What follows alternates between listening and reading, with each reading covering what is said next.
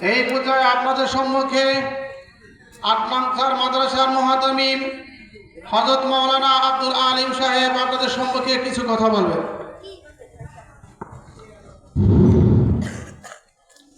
আসসালামু আলাইকুম ওয়া রাহমাতুল্লাহি ওয়া বারাকাতুহু।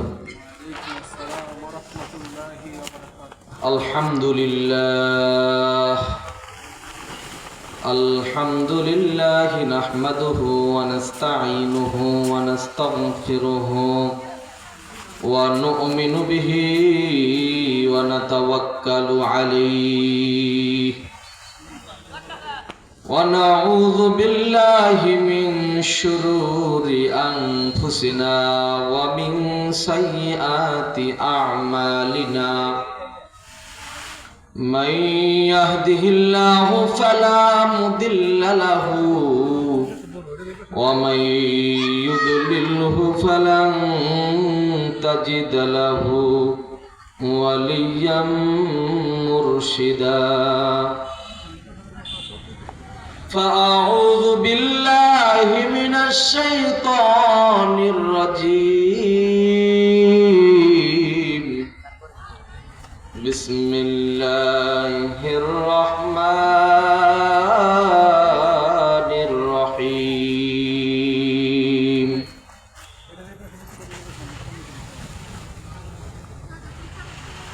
ألف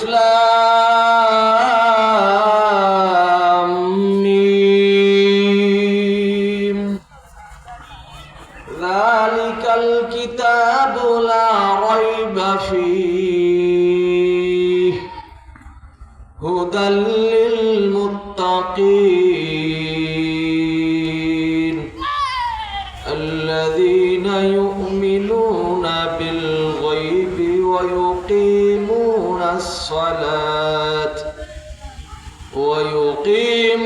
الصلاة ومما رزقناهم ينفقون وقال النبي صلى الله عليه وسلم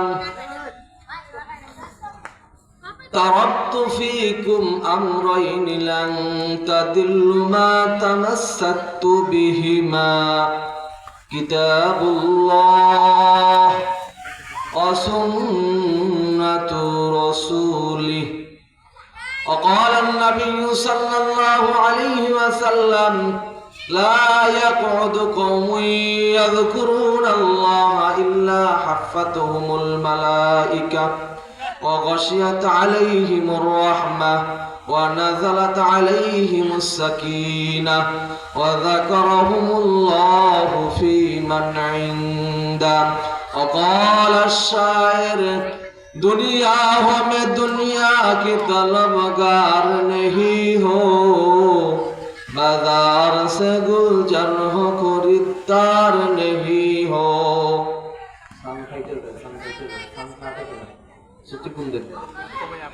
दुनिया हो में दुनिया की तलबगार नहीं हो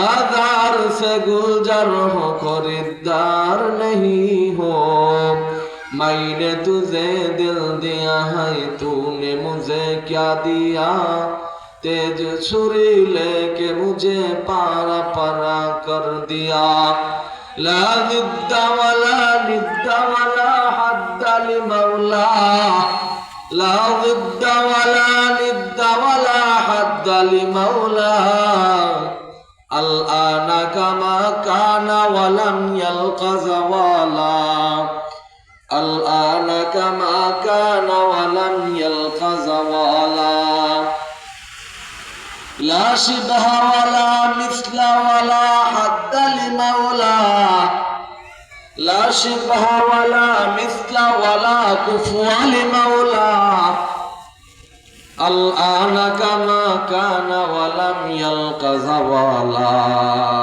لا إله إلا الله لا إله إلا الله لا إله إلا الله لا إله ইল্লাল্লাহ লা ইলাহা ইল্লাল্লাহু মুহাম্মাদুর রাসূলুল্লাহ সাল্লাল্লাহু আলাইহি ওয়াসাল্লাম।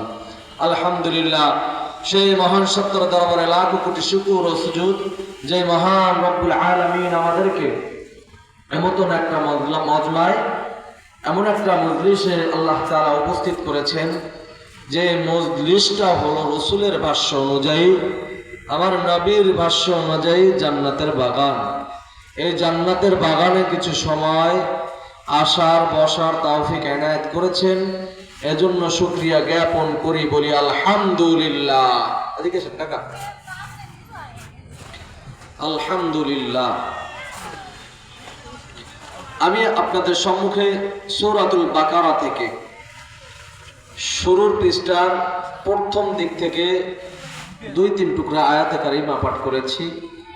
রাসূল সাল্লাল্লাহু আলাইহি ওয়াসাল্লামের হাদিস থেকে 2 টুকরা হাদিস পাঠ করেছি।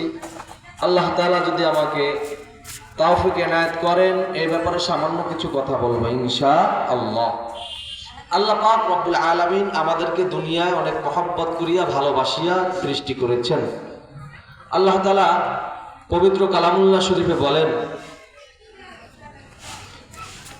যে আমি আল্লাহ পাক রব্বুল আলামিন মানুষ জাতিকে খুব মহব্বত করিয়া বানাইলাম। খলাকতু বিয়াদাইয়া, অনেক ভালোবেসে আমার হাত দ্বারা বানাইছি। বলেন সুবহানাল্লাহ।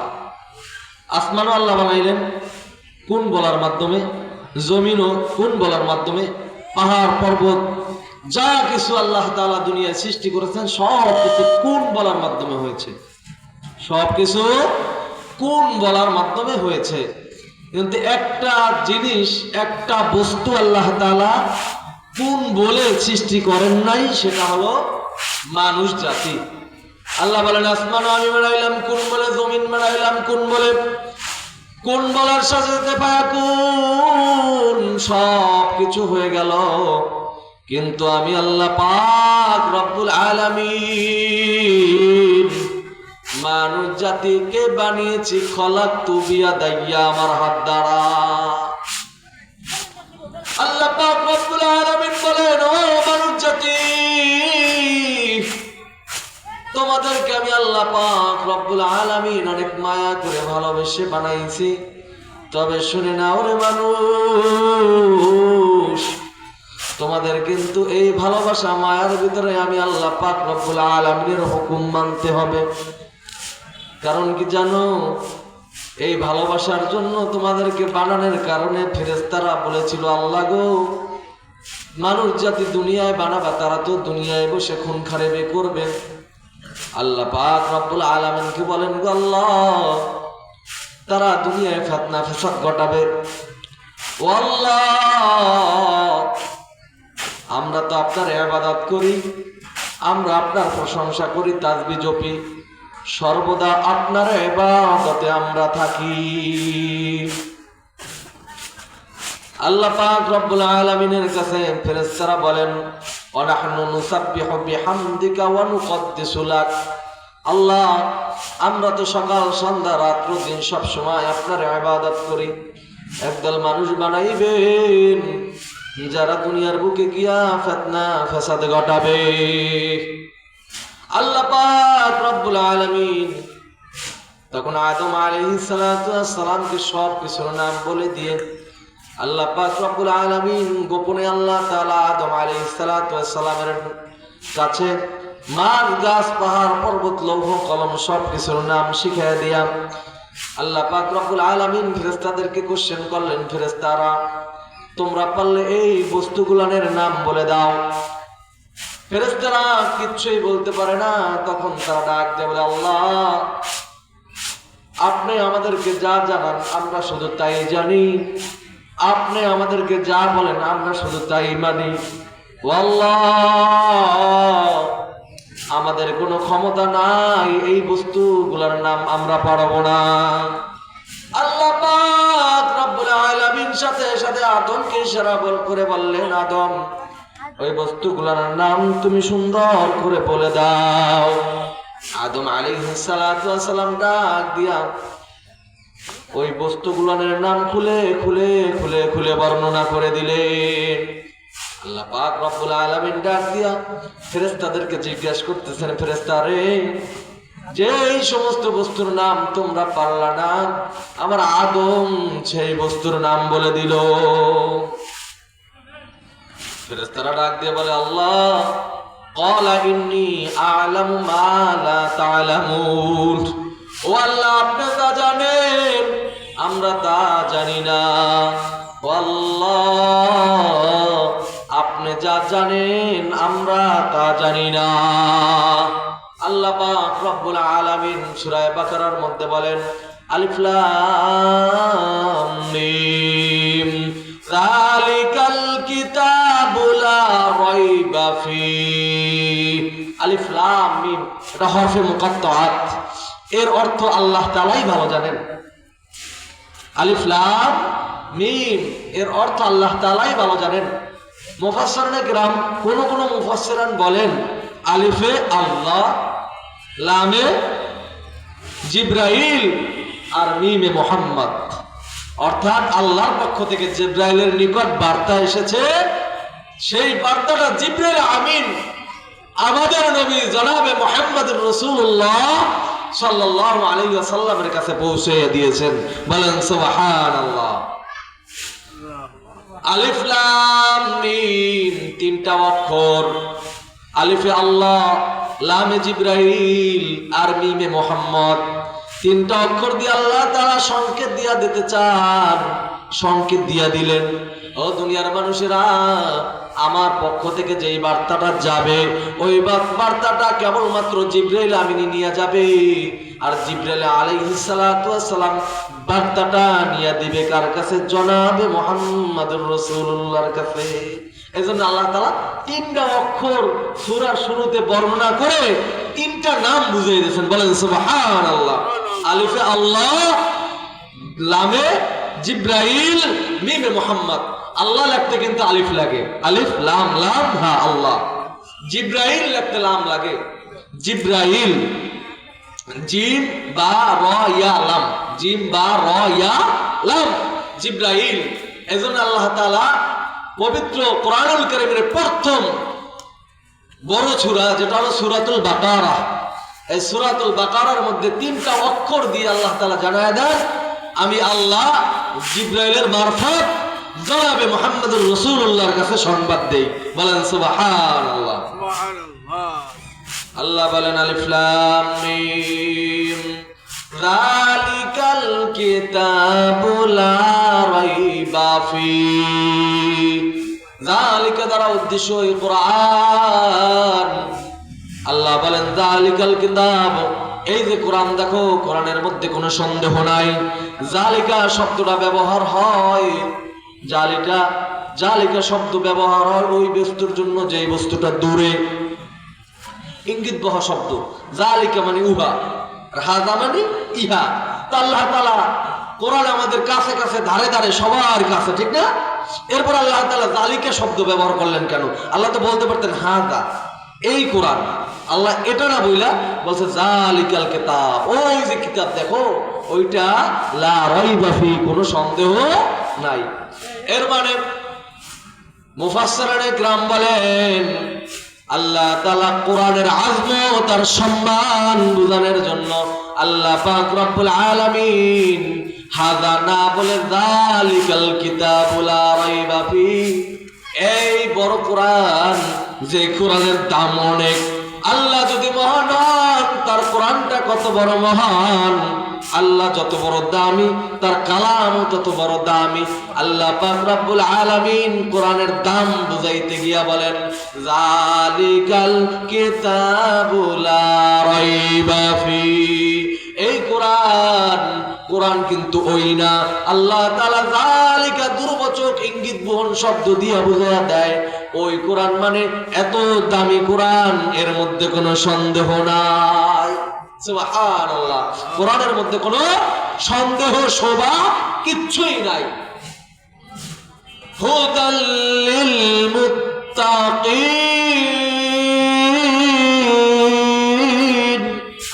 পাক রব্বুল আলামিন বলেন এই কোরআনটা হলো মুত্তাকিনদের জন্য হেদায়েত।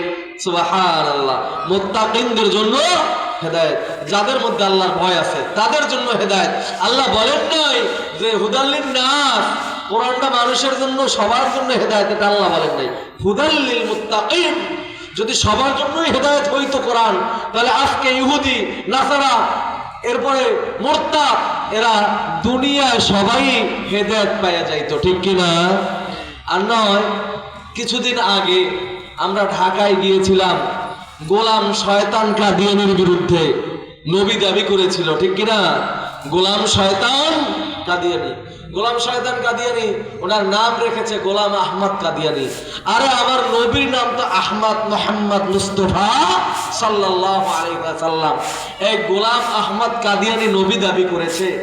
আমার নবী হাদিসের মধ্যে বলেছেন, عن أبي هريرة رضي الله تعالى عنه قال قال رسول الله صلى الله عليه وسلم أنا خاتم النبيين لا نبي بعدي। আমার নবী বলেন আমি শেষ নবী, আমার পরে আর কোন নবী আসবে না, আমার থেকেই নবুয়তের দরজা বন্ধ, আর কোন নবী আসবে না। আর এই গোলাম শয়তান কাদিয়ানি বলে আমি শেষ নবী। তারা এই হাদিসের অপব্যাখ্যা করে, বলে কি জানেন? আনা, এই আনা দ্বারা উদ্দেশ্য আমি, আনা দ্বারা উদ্দেশ্য কি? আমি। এই আলিফটাকে, শুরুর হামজাটাকে, এটা হামজা ইস্তেফামিয়া বলে, অর্থাৎ প্রশ্নবোধক হামজা। হামজাকে হামজা ইস্তেফামিয়া বলে, প্রশ্নবোধক। আনা খাতামুন নাবিয়্যিন লা নাবিয়্যা বাদি, আমি কি শেষ নবী, আমার পরে কি আর কোন নবী আসবে না? নাউযুবিল্লাহি মিন যালিক। আমি কি শেষ নবী, আমার পরে কি আর কোন নবী আসবে না? হাদিসটাকে পুরা আনা মানে আমি, এখানে হামজা ইস্তেফামিয়া না, ওইটাকে শুরুর আলিফটাকে হামজা ইস্তেফামিয়া বানাইয়া এখন নবীর উপরেই প্রশ্ন ছিঁড়ে দিয়েছে। নবী কি সব বলেছে? নবী নাকি বলেছেন যে আনা খাতামুন নাবিয়্যিন লা নাবিয়্যা বাদি, আমি কি শেষ নবী, আমার পরে কি আর নবী আসবে না? মানে নবী কোশ্চেন করছে মনে হয়। কত বড় শয়তান, বুঝছেন না ব্যাপারটা? একটা কথা তার অপব্যাখ্যা, আরবি বাক্যের অপব্যাখ্যা করে, যেখানে আনা মানে আমি, খাতামুন মানে শেষ, নাবিয়্যিন মানে সমস্ত নবীদের মধ্য থেকে, তা আমি শেষ নবী সমস্ত নবীদের মধ্য থেকে। লা নাবিয়্যা বাদি, কোন নবী আমার পরে আসবে না। বাদি মানে কি? পরে। কবলু বাদু এটা পর বোঝায়, তো বাদি মানে আমার পরে, বাদি মানে কি? আমার পরে। আল্লাহ নবী বলেন আমার পরে আর কোন নবী আসবে না, আমি শেষ নবী।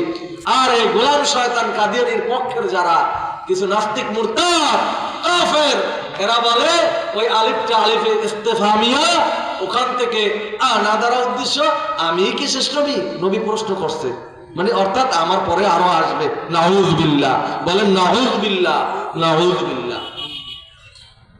আল্লাহ পাক রব্বুল আলামিন বলেন যালিকাল কিতাবু লা রাইবা ফি,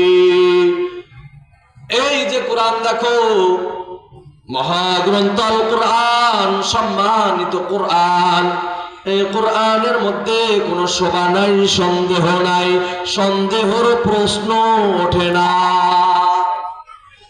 হুদাল্লিল মুত্তাকিন, আল্লাহ পাক রব্বুল আলামিন বলেন এই কোরআনটা হলো মুত্তাকিনদের জন্য হেদায়েত। আল্লাহ বলেন নাই যে এই কোরআনটা সব মানুষের জন্য হেদায়েত। যদি তাই বলতেন তাহলে আল্লাহ পাক রব্বুল আলামিনের কথার সাথে আমাদের বাস্তবিক জীবনের মিল হতো না। আল্লাহ বলেন এই কোরআনটা মুত্তাকিনদের জন্য হেদায়েত। মুত্তাকি কারা? যারা আমি আল্লাহ তাআলাকে ভয় করে, ঠিক না? যদি মানুষের জন্য কোরআনটা হেদায়েত হয়ে যেত তাহলে এই গোলাম শয়তান কাদিয়ানির মতন মানুষ দুনিয়ায় আসতো না, সব আল্লাহর ওলি হয়েই আসতো। আবু জাহিলের মতন মানুষ আসতো না, উদ্বার মতন মানুষ দুনিয়ায় আসতো না, সাহেবার মতন মানুষ আসতো না। আল্লাহ পাক রব্বুল আলামিন বলেছেন হুদাল মুত্তাকিন, মুত্তাকিনদের জন্যই হেদায়েত। মুত্তাকিন কারা? যারা আল্লাহ তাআলাকে ভয় করে, ঠিক কি না? আল্লাহ পাক রব্বুল আলামিন বলেন হুদাল লিল মুত্তাকিন। মুত্তাকিন কারা, তাদের পরিচয় সামনের আয়াতে আল্লাহ তাআলা দিচ্ছেন। হুদাল লিল মুত্তাকিন আল্লাযীনা ইউমিনুনা বিল গায়ব। মুত্তাকিন তারা যারা গায়েবের উপর ঈমান আনে, যারা আল্লাহ তাআলাকে দেখে নাই, নবীকে দেখে নাই, জান্নাত দেখে নাই, জাহান্নামও দেখে নাই, আল্লাহ পাক রব্বুল আলামিনের বড় বড় নিদর্শনের কিছুই দেখে নাই, আল্লাহ পাক রব্বুল আলামিনের উপরে খুশি হয়ে আল্লাহর কথা মেনে যারা না দেখে বিশ্বাস করেছে, তারাই হলো প্রকৃত মুমিন। ঠিক না? আলেমদের মুখ থেকে শুনে, আলেম বলেছে জান্নাত আছে, জাহান্নাম আছে, আল্লাহ পাক রব্বুল আলামিনের নবী জনাবে মুহাম্মদুর রাসূলুল্লাহ সাল্লাল্লাহু আলাইহি ওয়াসাল্লাম শেষ নবী, এই কথাটা যারা নবী উলামায়ে কেরাম বলেছেন, যারা কোনো শোভা সন্দেহ ছাড়া মেনে নিয়েছে, তারাই হলো খাঁটি মুমিন। বলেন সুবহানাল্লাহ। তারাই হলেন খাঁটি মুমিন, তারাই হলো খাঁটি তাকওয়াওয়ালা মানুষ। ঠিক কি না? আল্লাযীনা ইউমিনুনা বিল গায়ব ওয়া ইউকিমুনাস সালাতা ওয়া মিম্মা রাযাকনাহুম ইউনফিকুন। আল্লাহ বলেন মুমিনদের গুণ শুনে নাও রে মানুষ, মুমিনদের গুণ শুনে নাও। যারা আল্লাহ পাক রব্বুল আলামিনকে না দেখে বিশ্বাস করবে, অর্থাৎ গায়েবের উপর বিশ্বাস করবে, তারা মুমিন, তারা মুত্তাকি। এক নম্বর মুত্তাকির আলামত। দুই নম্বর মুত্তাকির আলামত হলো আল্লাহ পাক রব্বুল আলামিন তাদেরকে ক্ষমতা দিয়েছে, শক্তি দিয়েছে যেন তারা নামাজ কায়েম করে। আল্লাহ পাক রব্বুল আলামিনের হুকুম তারা বিনয়ের সাথে নামাজ আদায় করে, এটাও মুত্তাকিনদের গুণ। সুবহানাল্লাহ। আল্লাযীনা ইউকিমুনাস সালাত, যারা নামাজ কায়েম করে, নামাজ প্রতিষ্ঠা করে। নামাজ কায়েমের অর্থ আমি একা পড়লাম, টুপি একটি মাথায় দিয়ে মসজিদের কর্নারে গিয়া আল্লাহ আল্লাহ জিকির করলাম, এইটার মানে নামাজ প্রতিষ্ঠা না।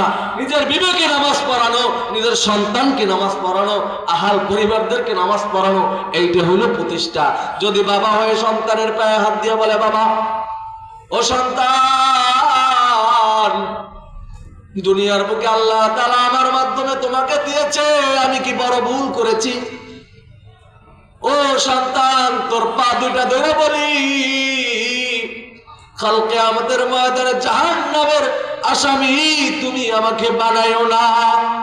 যদি বুদ্ধিওয়ালা, বিন্দু মাত্র বুদ্ধি থাকে, জ্ঞান থাকে, ওই সন্তান নামাজ ছাড়তে পারে না, যদি বাবা এরকম বলে। কিন্তু আমরা লোক দেখানোর জন্য হোক বা সমাজ রক্ষার্থে দুইটা চিক দেয়, দুইটা চিল্লাচিল্লি করে গালমন্দ করি, নামাজে যাও না কেন, কিন্তু কায়েমের উদ্দেশ্য করে, নামাজ প্রতিষ্ঠার উদ্দেশ্য করে মেহনত করি না বা করতে পারি না। অনেক সময় ভয়তে করি না, ওলা ইনকাম করে, রোজগার করে, কেননা খাওয়ানি বন্ধ হয়ে গেল। হ্যাঁ, নামাজ পড়তে যদি আমি একটু চিল্লাচিল্লি করি, আমি যদি একটু তার উপর চড়াও হই, কারণ আমার খানাই বন্ধ হয়ে গেল, আমি তো এখন অচল, এরকমও ব্যাপার হয়। ঠিক কিনা? আল্লাহ তুমি আমাদেরকে হেফাজত করো, বলেন আমিন। আল্লাহ বলেন ওয়ায়ুকিমুনাস সালাতা ওয়া মিম্মা রাযাকনাহুম ইউনফিকুন। মুত্তাকিনদের ৩ নম্বর আলামত হলো, আল্লাহ পাক রব্বুল আলামিন বলেন মুত্তাকিন হবে তারা যাদেরকে আমি আল্লাহ পাক রব্বুল আলামিন রিজিক দিয়েছি, ওই রিজিক অনুযায়ী আমার রাস্তায় খরচ করে। বলেন সুবহানাল্লাহ। এইজন্য দুনিয়ার ভিতরে মানুষ ৩ প্রকার। কয় প্রকার? আমার শিক্ষক বলতো, হাসির কথা, খুব হাসির কথা। মানুষ ৩ প্রকার। একটা হলো কৃপণ, মানে জনমের কিপটা, নিজে মোটামুটি খায়, মানুষকে খাওয়ায় না, আল্লাহ রাস্তায় দান সৎকার দেয় না, রে বলা হয় কৃপণ। আমার শিক্ষক হাসতে হাসতে বলতো কৃপণ। ২ নম্বর হলো কাঞ্জুস। ২ নম্বর কি? কাঞ্জুস।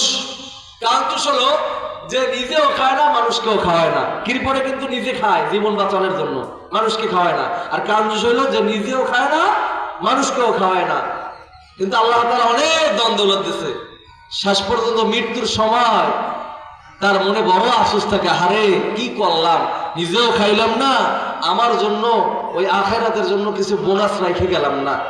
কি অনেকে মৃত্যুর সময় কিন্তু নিঃশ্বাস ছাড়ে, শেষ পর্যন্ত অনেকে পারে ওসিয়ত করতে আর অনেকে পারে না। অনেকে বলে আমার ওটুক সম্পত্তি বা অমুক কিছু টাকা আল্লাহ রাস্তায় দিয়ে দিও, আমার তো সময় শেষ। আবার অনেকে বলতেও পারে না। কি এরকম মানুষ আছে না দুনিয়া? তাহলে একটির পর নিজে খায়, মানুষকে খাওয়ায় না, তবে নিজে অল্প খায়। কাঞ্জুস, নিজেও খায় না, মানুষকেও খাওয়ায় না। 3 নাম্বার হলো মাক্ষী চুষ। হুজুরে বলতো মাক্ষী শব্দের অর্থ মাছি বা মশা। মাছি বা মশা। কোন খাদ্যের উপরে যদি মশা বা মাছি পড়ে, ওই খাদ্যের মালিক তো সে। এখন মাছির উপর রাগ কইরা মাছিটা কেন খাদ্যের উপরে পড়লো, এই জন্য থাবা দিয়ে ধইরা ওটা চিপটাইয়া ওর রস বের করে দেয়। আমার খাদ্য তুই খাইছো, তোর আর রক্ষা নাই। মানে একথা হুজুরে বুঝাইতে চায়, ও দুনিয়ার গোলাম, তুমি দুনিয়ার কিছু সম্পদের মালিক আল্লাহ তোমায় বানায় দিছে। এর মানে এ নয় যে তোমার মুঠের ভিতরে রাইখা তুমি নিজেকে কষ্ট দিয়া, পাড়া প্রতিবেশীকে কষ্ট দিয়ে, আপনজনকে কষ্ট দিয়া তুমি সম্পদ যোগাইয়া রাখবা। এটা তোমার জন্য শোভনীয় নয় এবং এটা মুত্তাকিদের আলামত নয়। কারণ আল্লাহ বলেছেন সূরা বাকারার মধ্যে, মুত্তাকিন তারা যারা আল্লাহ তাআলা তাদেরকে যে রুজি দিয়েছে, রিজিক দিয়েছে, তা থেকে খরচ করে। বলেন সুবহানাল্লাহ। الذين ينفقون مما رزقناهم الذين আল্লাহ পাক রব্বুল আলামিন বলেন, যালিকাল কিতাবু লা রাইবা ফি হুদাল লিল মুত্তাকিন আল্লাযীনা ইউকিমুনাস সালাতা ওয়া মিম্মা রাযাকনাহুম ইউনফিকুন। আল্লাযীনা ইউকিমুনাস সালাতা ওয়া মিম্মা রাযাকনাহুম ইউনফিকুন। রাযাকনাহুম মানে তাদের সম্পদ থেকে তারা খরচ করে যারা, তারাই হলো মুত্তাকি। বলেন সুবহানাল্লাহ। মুত্তাকিনদের 3টা আলামত আমরা পেলাম। এখন আমি বুঝাইতে চাই, মুত্তাকিন হতে হলে আল্লাহ পাক রব্বুল আলামিন আমাদেরকে সৃষ্টি করেছেন, তার হুকুম বিধি বিধানও মানতে হবে। আপনার বসাই, আপনার